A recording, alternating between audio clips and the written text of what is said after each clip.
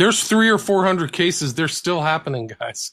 These strange things and bodies being found all over the place. So be careful out there. Don't get drugged and stay safe. And if you're in that kind of like a range of young men, stay together. Go out together and come home together. Women do that. They are living the fear of being assaulted or being drugged. And some men don't. And they have to change their kind of sensibilities because there's some very nefarious people out there.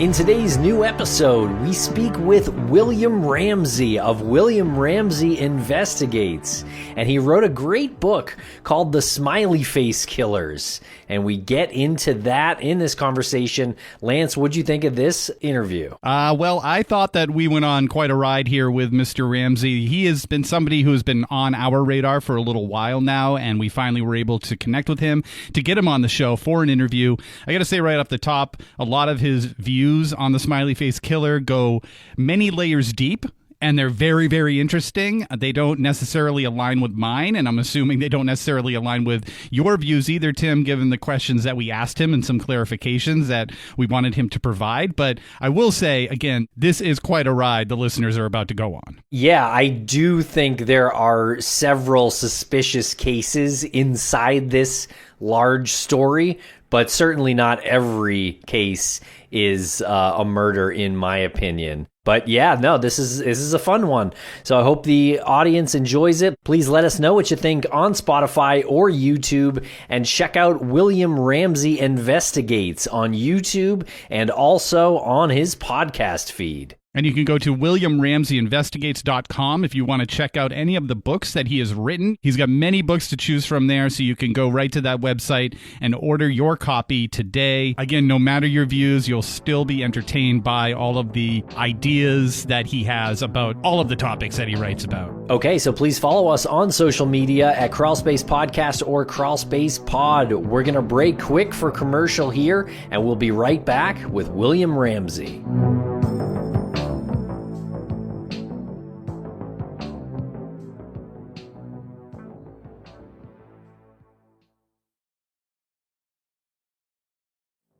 And we're back with Mr. William Ramsey.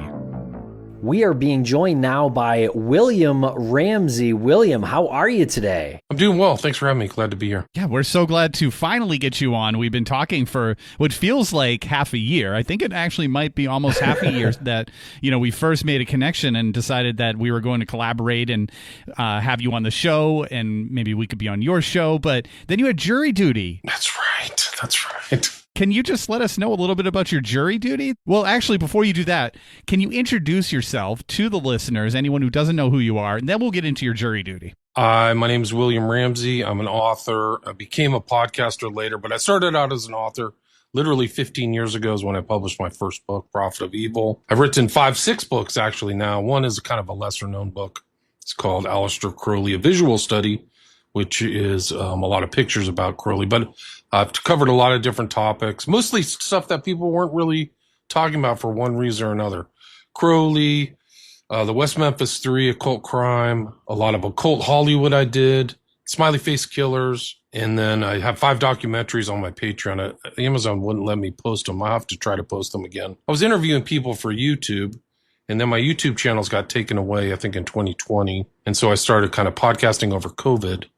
And now my podcast, William Ramsey Investigates, which is really a general investigative reporting podcast, is in the top 0.5% of the world. So I guess that's the top 18,000 podcasts or 17,000 or something like that. That's it. I post a lot of stuff, on a lot of different topics, whatever it kind of finds my interest or whatever I'm researching a lot. So I've had a lot of guests who are knowledgeable about those subjects on my podcast. All right. Well, let's talk about one of your books. Now, as you mentioned, you wrote several really interesting books. One of them is called the Smiley Face Killers. And this is a story that's kind of been around and I guess been in our orbit, been in the true crime sphere for years. Back in the early days of this podcast, Crawlspace, we actually did do some episodes on Boston's Vanishing Men back in 2017. I feel like we may have done some parallel work on this story way back then, but we have not looked into it since then. And it seems like a situation that I guess comes up every once in a while, and then recent stories like the New England serial killer and the Lady Bird Lake, those stories remind me of this story. So long way of asking you to just describe your work into this. And I understand you've been looking into these cases for a long time. It's been a while. I really started probably in 2016 or 2015. My first case was a young man by the name of Joey LaBute in Columbus, Ohio. I was in the alternate media. I was always listening to Coast to Coast, and I remembered that there was one Coast to Coast about a smiley face killer by a woman. I'll call her Christy P. I don't want to mention her last name. She was talking with Annette or Gannett. I forgot the guy's last name, the host. And it was this rumor, so it was kind of like an urban myth to me. Like, I thought this was the thing, and she talked about these cases. There were 40 cases at the time, and they were happening in the kind of Pacific Northwest. That was the perception. And the phenomenon is young man, not woman, goes out at a bar, separated from friends, maybe starts acting strange, disappears to later be found in water. And it got the name Smiley Face Killers, for people who don't know, is because the original investigators, Kevin Gannon and Jeff Gilbertson, they found a correlation between this phenomenon and spray painted smiley faces in their original book, which is called Case Studies in Forensic Drownings. So I'd heard that on Coast to Coast. And I was researching kind of the occult. I was doing a lot of research into occult. I kept seeing the smiley face in common culture. So I saw it in Fight Club. I saw it in Watchmen and other places in kind of curious things and clothing and things like that. So anyway, I was online and I followed some of these people. One guy's name is Jim Smith. And then I followed this one case where a young man disappeared, Joey LaBute, like I mentioned. And I think he was gay, and he was in a bar. The Arnold Schwarzenegger Classic was happening that weekend, so a lot of bodybuilders were in town. And I said, if this guy ever ends up in water, I'm going to freak out. So he was missing for 19 days. I followed all of the television stuff I could find online, kept like the investigations continuing. We have his phone. We don't know why he didn't go to his car. Where was he seen last? Fuzzy, CCTV video, which is suspicious, from the night he disappeared out of the bar.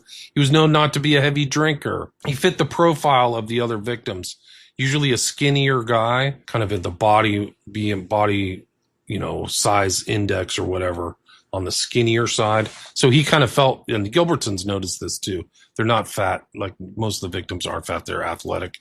And Joey LaBute was on that. And so then 19 days later, the huge searches, fits all of the same phenomenon. Huge search.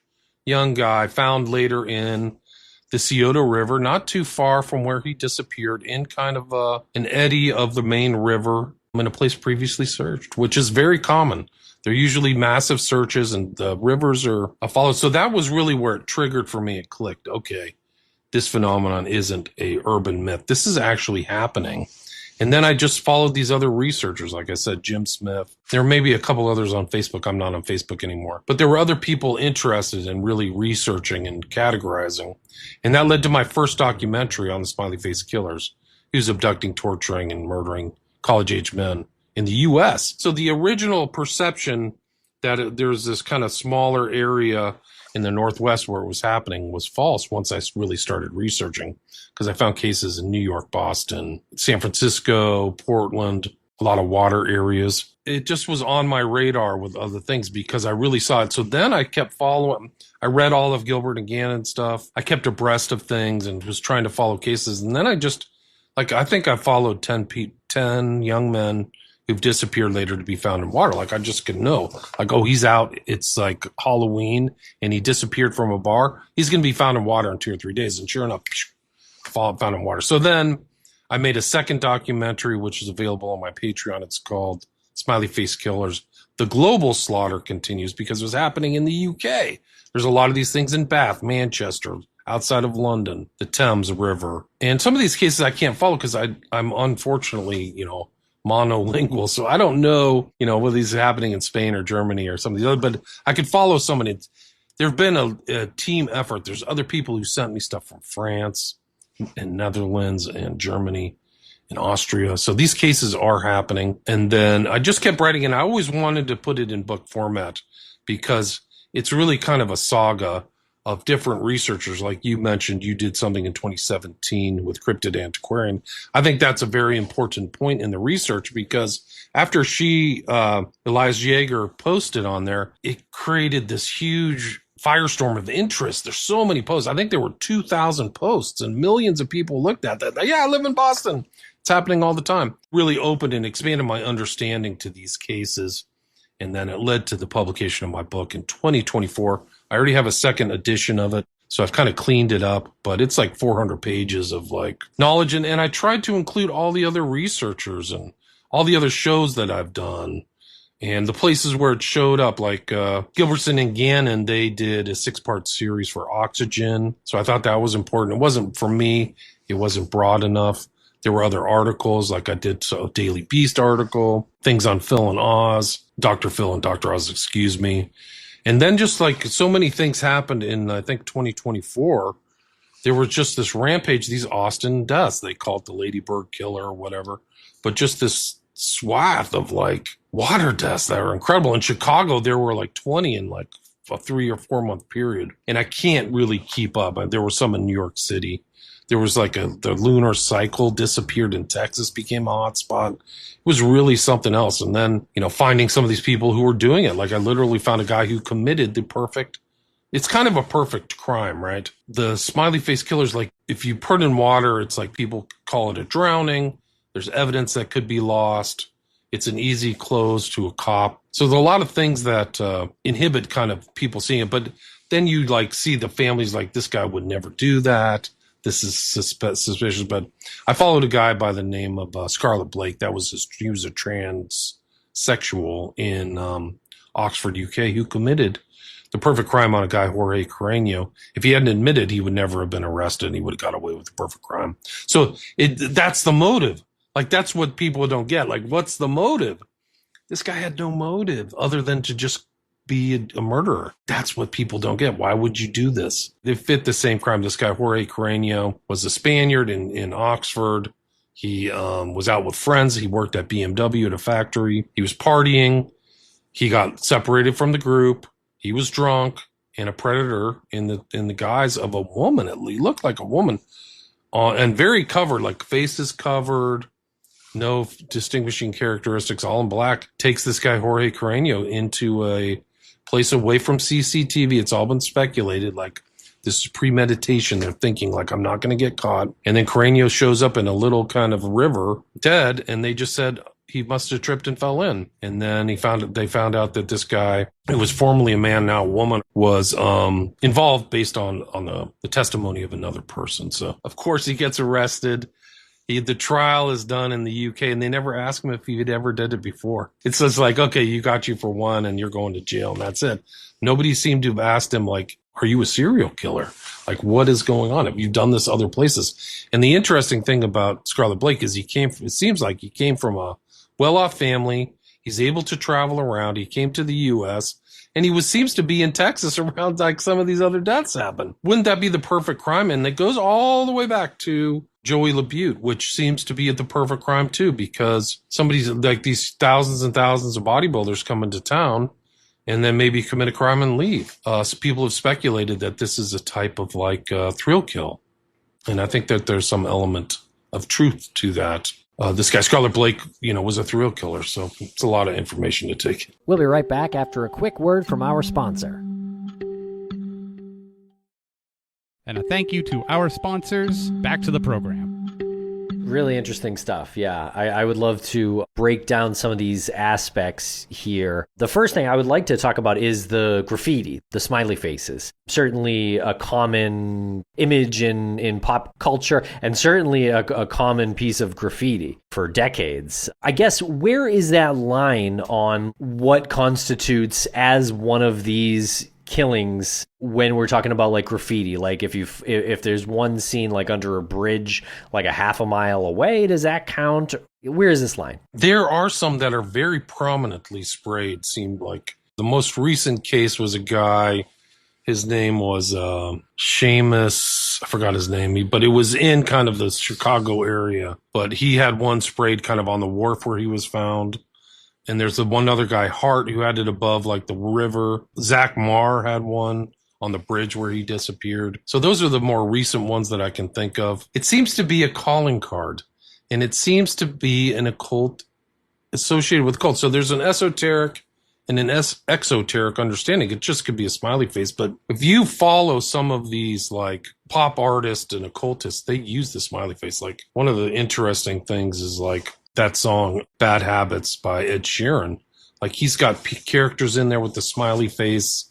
He's got smiley face insignia on balloons, and he's reenacting kind of a smiley face killing, but also this kind of deep occultist group, the Order of Nine Angles, who advocates going out and culling innocent people. And so like I've done segments on the Order of Nine Angles. I actually wrote my book before this book was a book about the Order of Nine Angles that believes in human sacrifice. That's just how this phenomenon got its name. I liken it to like a Black Widow name where the woman's always killing her husband, or other types of crimes. It just got that moniker and it's never gone away. Another guy online, he's really good. He studies these cases, but he's called them staged drownings. And so I like that term, staged drowning too. And so, the cops aren't looking for it. It's usually the public. So the public will find it, or somebody will send the name in. Or if you read the book by Gilbertson and Gannon, they have very prominent pictures of these spray painted smiley faces. So something really was happening in the regions where they were studying it. Are you trying to suggest that Ed Sheeran is the smiley face killer on these airwaves? I'm suggesting that whoever's around him or knows him knows a lot about the occult and has put it into his music videos and lyrics. And go look at his tattoos too. He has got a prominent yellow smiley face right around his chest. A lot of these guys do. Like, I mean, you see them weird places and weird like insignias and tattoos. So people say like, is this smiley face killer's like the happy face killer, like Jesperson, who was a trucker? There's a lot of slaughter of like innocent women with truck driving. It's completely different. Like the phenomenon's completely different. And I don't think it's like one guy. Like people want to gestalt it and like, oh, so you think that there's one? I think this is a phenomenon that people are involved. They're communicating. It's their kind of interest. And they're into very dark stuff, BDSM, and it's some kind of really dark underground. And there is a correlation between these people and the BDSM. There's really is. They're into very dark practices. Like BDSM gets dark. And there's like, I think I had one victim in DC who was at a club that sided as a BDSM club. There seems to be a connection. Well, there's one guy, his name was Naz Muhammad in Georgia. He's associated with BDSM and these very dark clubs in Atlanta. I'm not saying that there's one guy at all. I think there's people like this guy, Scarlet Blake. I think he was networked. They did a sloppy, lame job on him, yeah. I want to get into this idea of a network and the smiley faces being a calling card. But first, if you don't mind, can you take us through the idea of the staged drownings? Because a lot of these cases looked at individually are very suspicious, I will say. Not all of them, in my opinion, but a good amount of them, very suspicious when looked at individually. And it seems like, and correct me if I'm getting any of this wrong, but it seems like the people go missing, there's a search, they are later found deceased in the water in an area that has been searched already, and their cause of death isn't necessarily drowning sometimes. Right. Sometimes the medical examiner either doesn't know or just attributes to drowning, even in certain situations. But I think the phenomenon is really disappeared at night. So there's standard drownings. People go to a lake. Hey, Mom, I'm going to the lake with my two friends, and some mishap happens during the day. These are different. Almost every case that I've covered is the case of a young man out at a bar. They're drinking or something's going on at a bar. They act strange. They disappear. Of all the cases that I've correlated, I'm at like 400 or 300. Nobody sees them go into the water. This is a huge tell Like, why isn't somebody see them splashing around or say like, hey, John, I'm going to go jump in the water. So Zach Marr leaves a bar in downtown Boston at 2 a.m. He doesn't get led in by the bouncer back in, which is weird. He texts and says like, I'm going to do my own thing. Then he disappears and later to be found in water. That's just one example. So all these people are not found.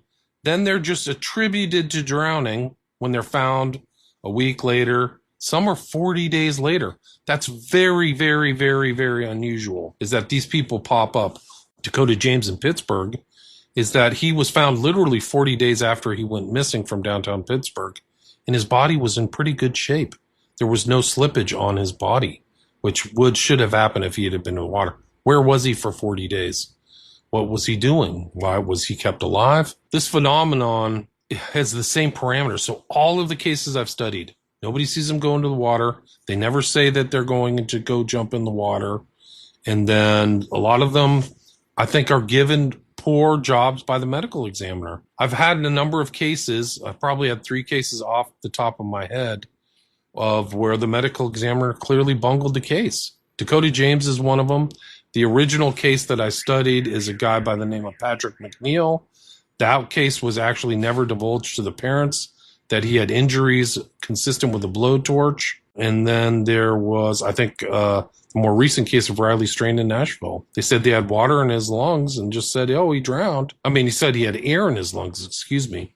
So if he drowned with air, they just called it a dry drowning. And a lot of these investigators, like these analysts, just to make these conclusions with no evidence. There's very obtuse criminal investigators online who've made a career talking about people who've disappeared, and they just said, well, Riley Strain must have went down to the river and to take a leak and fell in and drowned. Like, they literally believe that. That's their excuse. Like, I've known a lot of men who, don't have to use the bathroom inside of a formal structure, and I've never heard of them like accidentally falling and then just choking on their own water and dying. And Riley Strain has tons of problems too, because they didn't find his body for 2 weeks after extensive search of very sophisticated professionals, by the way. That is a huge part of this mystery, because the time between when this person, in all these cases goes missing and then they're unaccounted for several days, or as you said, up to 40 days, and then they are found in water. Where could they be? If this is some kind of network that is following, some kind of guidelines, or trying to recreate the same type of disappearance and murder that flies under the radar, how do they pull it off? It's a great question. Just exactly like Scarlett Blake in Oxford, UK pulled it off. He pulled it off. The conclusion of the court was that he drowned him in this river. And then they the local police just said it was a mysterious drowning. And so I think that's happening over and over. I think that's the intent, that this kind of MO has been shared. It goes back to the mob. The mob's been dumping people in water and stuff like that, or drowning people, or tying weights to them. So it's just another means. But some of these cases are like Montgomery, this guy out of Philadelphia. He's found in like 3 feet of water. He should have just stood up. And this guy, Tommy Booth, the same thing, He's around sketchy people. He's telling his mom, like, I'm afraid for my life, or I'm afraid of these people. And then he's found in a place that there's already been searching like a foot of water. It doesn't make sense. So people don't understand how dark some of these people can get. They're very dark. One of the cases that I looked into, which really didn't fit into the Smiley face killings, is the death of he was an LGBT type person. His name was, it's easy name to remember, Kevin Bacon, same name as the actor. The actor actually the famous actor got involved in this case because he disappeared outside of, I think, Lansing, Michigan. But he was online. Like, a lot of these guys are on the gay apps and stuff. But he was on this gay app, and he met some person that they were scheduled to meet. He was last seen at this guy, and this guy had him in a dungeon. He was found in the dungeon, hanging from his ankle. I mean, it was super dark. Kevin Bacon was found in the dungeon, and this character who did it to him cut off his testicles and fried him, almost like something from Silence of the Lambs. Ate his testicles. Like, that's super duper dark. I mean, this is all validated. The guy's name was Latunsky. I wrote about it in, I think the section was Potential killers, I think, is the section that I had in that. Offender typology, yeah. Chapter 19, I read about that. So this is something that's, in your opinion, based on your theory, that is very well organized by very dark people who are very secretive and sort of wily. You know, they're able to elude CCTV footage, or it becomes fuzzy, so they're able to manipulate it. How far up does this go, though? Do they operate on the dark web? How far up the, like, law enforcement or political systems do they go? Great question. I don't know. One of the things that's scary about the Dakota James case is it seems like he was selected. He was pre-selected. He had gone through something where he had amnesia, and he was in some kind of black kind of van car, and he called a friend and says, I don't know where I am. Come get me. And then I think 6 weeks later, he disappeared.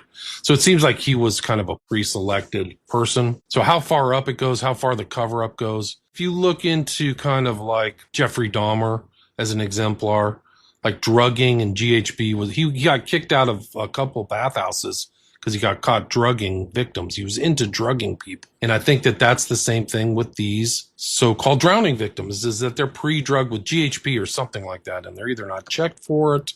And that was really one of the main themes of Gannon and Gilbertson's book, is this. So this network, they might be learning from each other. If you look at like pedophilia, another very dark subject, a lot of these guys are in like groups. Like I've done Zandvoort trials, and there were online things where these guys trade things. They tell stories. They've met up in the dark web and exchange things. And so the BDSM people, I think, do that too. And I think that this is kind of like a very dark subset of the BDSM community, of ball gags and gimps and weird stuff like that. I think I included it in my documentary, but not in the book, was this kind of idea of kink, this documentary that I saw. I think it was on Netflix, but you literally had a room and you had people all over the world could watch this streaming. So it's not like a stream like this or something else that's live, but streaming like people getting, chained and whipped and like horrible stuff. Well, imagine those people with that interest where they go into snuff films, and snuff films have been validated, like they're real. Like we know snuff films have been made, whether it's Leonard Lank and I think Richard Ng or Robert Ng, or the guy Mignati from Canada who killed somebody live. And, so something like that very dark may be happening. Yeah. And we'll be right back after a quick word from our sponsors. Thanks to our sponsors, and now we're back to the program. So there also is a very dark side to, like, all sexuality. 100%. Yeah, I'm wondering if you think that there's any sort of crossover or carryover between Jeffrey Epstein's network that he developed, the people that he manipulated into helping him out, or maybe not manipulated, they volunteered, I don't know. But there's a network there that was facilitating those acts. Is there overlap here? It's a great question. I think that some of these guys who are doing it outwardly are heterosexual. They have kind of a heterosexual persona, but they're married or have a wife. And I've included a couple of those guys in the book. There was this guy, Edward Lanphier, who externally had, a heterosexual wife, but he had two dudes locked up in his house, and one of them got out. And it's from that area of where a lot of these smiley face killings happen. So it's another instance of like men are captured and kept for a while alive, happens, but then those are the only things he gets busted for is Lanphier. Another guy was a guy out of Perth who externally was like married and had girlfriends, and then he goes out at night and hits on drugs and rapes men. But another one of the interesting things is like you come across people who've like done research from, there's one I included in my last chapter, this psychic Sloan Bella, who did great work on the West Memphis 3 too. Like she kind of she understood it. Like a lot of people think that the cover story is real, but she could kind of see through that. Well, she did some kind of reading in May 2024. But she talked about how this phenomenon goes all the way back to record executives in Chicago, something I never had heard before. And it kind of makes sense because the smiley face is known as kind of this acid house symbol going back to the 70s and 80s, used in a lot of like motifs or a lot of album covers and things like that. Her kind of take on this kind of network idea makes sense. And how far up this, like I said, look up Tafari Campbell if you want to have a bad day. So what's the purpose of this cult or organization? To abduct and rape men, yeah. Cast them away. I mean, I don't think that there's a higher political purpose. Maybe some of these guys really are dark magicians and high level occultists who just want to cause misery and, do a culling like the own Order of Nine Angles. I wouldn't know. I don't know. I know the phenomenon's happening. I think my book proves that the phenomenon's happening. Yeah, I think some of the men had left bars that were drinking. So I think the idea of many of these men being drugged is interesting. I wish there was some kind of federal task force that would look into this, but it's got to be challenging when you consider, these are jurisdictions from all over the country and all over the world, really, and like medical examiners that are different, and they have, their own conclusions, different interpretations on the science and the waters being cold, warmer in different areas, things like this. So I'm saying there are a lot of variables. You mentioned that they are drugged and raped. Is that something that's being found in many of them? No, there's not a lot of evidence. I think that something's going on, something dark, which is why I put this whole thing, like this picture of Broken, that was a video by 9 Inch Nails. That's why I used that picture for my documentary in 2017. They're not even looking for it. There's evidence of torture in some of these people. Clearly, Dakota James, I'm not a medical examiner, but I could tell he had a rope around his neck from his autopsy pictures. Same with McNeil, very credible analysts have looked at his autopsy report and said, this guy's been hit with a ball-peen hammer. This doesn't make any sense. So whether they're being sexually abused, I don't know. But one of the interesting things, and I included in the intro of my book in 2008, is that the FBI made a statement that these are all alcohol-related drownings, that's really, they got drunk and fell in the water and died, which I think some people do, that happens to them. The problem with these ones is that sometimes their bodies aren't found for 2 weeks. Very obvious to anybody who studied drownings, most of the bodies surface within about 2 or 3 days due to decomposition, depending on water, temperature, current, things like that. This smiley face killer concept has been sort of disregarded by the FBI. What is the purpose of the FBI disregarding this when they could be addressing it and helping increase public safety or public awareness? Right, great question. It's a good question. I don't know. When you watch the mechanics of the FBI, sometimes they're not exactly up and up, and some of the ex-FBI agents are not on the up and up either.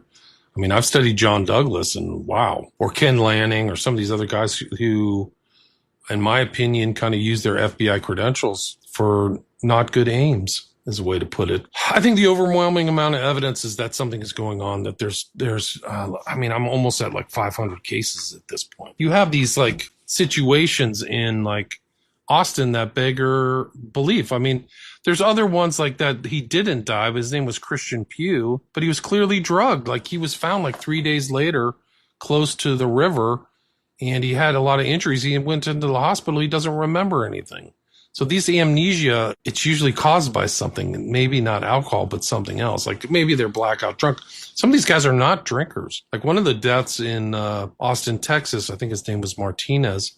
His brother knew him. They worked out every day together and said he would only drink 1 or 2 drinks. I feel like that could be countered with, well, that would cause the person to black out quicker. I've never heard of anybody take 1 or 2 drinks and black out. Yeah, what I'm saying is if they're not drinkers and they go to a bar and maybe being encouraged, the effects of alcohol are going to be a lot heavier on a non-drinker if they go 1 or 2 more than what they were used to going. He was also out of character. He said that his brother said that he was acting strange. And there's a spate in these downtown areas, whether it's Nashville, New York, or Austin, of drugging in other instances. So not just people disappearing, but people getting drugged and rolled and having their belongings stolen and GHB'd for one reason or another.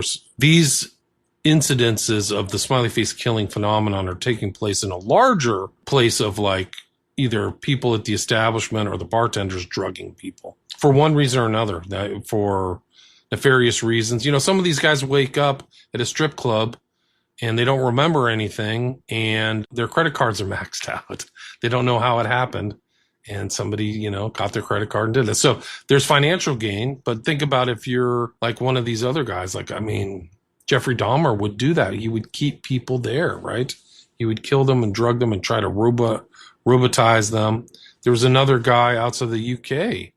He was into GHB and he would drug people and then fake their death. They called it in the UK, the most successful rapist in UK history was this very unassuming guy who was from like Indonesia. He looked like an accountant. He looked like the least threatening person you'd ever seen in your life. And they say he drugged like over 100, 200 guys. And what he would do is he would wait until the bars went out. So he would sleep all day. And that he was a predator. He was basically, his Serengeti was Manchester after the bars came out, and he would go look for people to try to get him back into his home and drug him. What was his name? I can't remember it now. The average person isn't thinking on those terms. Yeah, I agree. I think a lot of people, the average person are not expecting crime to be committed near them, to them, in front of them, but it does happen, as we know. One other variable I do just want to mention, this isn't a question, I do have a question, but the legalization of marijuana and edibles are something that could be, I don't know, that maybe could be considered in this story to some degree, because a lot of that, if you buy it from a dispensary, is regulated. But if you're not buying it from a dispensary, it is not regulated. And the effects can be wild and can be exacerbated by the use of alcohol. So I just want to point that out. But this Lady Bird Lake story out of Austin, tell us what you know of this area. And this is kind of almost like becoming its own story or own part of this larger Smiley Face Killer story. It's an incredible story. It was a place that wasn't that busy, which is also kind of an interesting aspect, is Austin was never on that map. I wrote about it in my book. I have a full chapter on it. Then all these people started popping up one after another in Austin. I mean, there's even more documentaries online about it. People have gone down, famous kind of YouTubers and things like that have checked it out. But it got its own name, the Lady Bird Lake Killer or something like that. It really was a remarkable series of cases. And it made the national media. I called it the Austin Water Deaths, but there was all these guys. I've been in contact with some of them. People started showing up. Gutierrez was the guy's name. I said Martinez. But Martin Gutierrez, Christopher Pugh, I mentioned, Axtell, Jason John, Jonathan Honey, John Hayes Clark. These are all right back to each other, all in kind of 2020, 23, 24. And so it's gotten that name, the Lady Bird Killer. But it's within the larger context of these phenomena happening in Chicago, Houston. There's a lot of deaths actually in the Houston bayous in this year. Well, actually, late 2025. So this is not exactly a water death, but it seems like there's a lot of bodies being dumped in Houston, men, recently. They see it only, within the local area of where these things happen, and not the big picture that, hey, this phenomenon's happening all over the place. Boston, New York, Chicago, Austin, any place, a major city. Why is the calling card a smiley face when it could be something a little bit more significant, something that isn't going to be considered so common? That's a good question. I don't know. It's kind of a mystery. I'm not an occultist. I don't hang out in secret societies or leave calling cards or try to, tell somebody that this is actually really what happened, or this was a human sacrifice or something like that. So you'd have to find out the perp. I think that somebody should go talk to Scarlett Blake and see what else he knows. He's in jail for the rest of his life in the UK. And he might divulge what he was really into and who he was hanging out with. In the recent cases, there haven't been a lot of the smiley face symbols found, not to my knowledge. So it's really something, the moniker is something that really Gilbertson and Gannon applied to all this stuff. I've found some other on the somewhat recent cases, maybe within the last 10 years, but yeah, I don't know. I don't know why they use that or that. It's a mystery to me. Well, William, this has been a really interesting conversation. I really am. I can't believe 50 minutes went by. I know. I am really glad that we have spoken with you about this story and about your book. I know our audience is going to appreciate that we have gone into this deeper than we had in years past. And yeah, we appreciate your time. This is a really fascinating topic. You have to promise to come back on, because like this barely scratched the surface of the questions that I have for you, and we just came to the time, like, again, 50 minutes went by so fast here. So truly fascinating. Thank you. Yeah, thanks for having me. There's 300 or 400 cases. They're still happening, guys. You can go watch my 2 documentaries and read my book, which is over 400 pages, of all the cases that include like the cryptid antiquarian and all these other people saying these strange things and bodies being found all over the place. So be careful out there. Don't get drugged, and stay safe. And if you're in that kind of like that range of young men, stay together. Go out together and come home together. Women do that. They are living the fear of being assaulted or being drugged. And some men don't, and they have to change their kind of sensibilities, because there's some very nefarious people out there. I've included them in my book. My offender typology section kind of lays it out pretty openly. The family, even Adelaide and all the stuff. Drugging, abduction, keeping them on, keeping people alive for a bit. It's unbelievable.